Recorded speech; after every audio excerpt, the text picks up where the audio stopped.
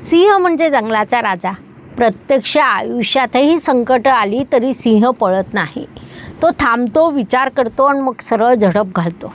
म्हणून सिंह राशीला राजा लोकांची राशी म्हटलं जातं।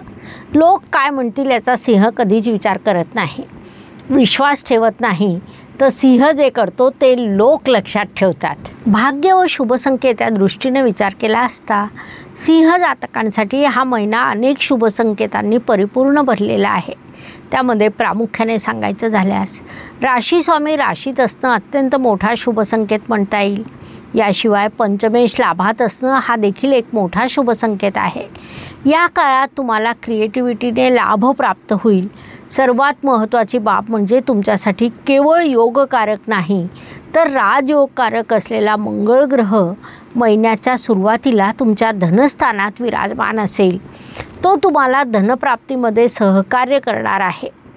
अशा प्रकारे अनेक शुभ संकेत या काळात तुमच्यासाठी निर्माण झालेले आहेत।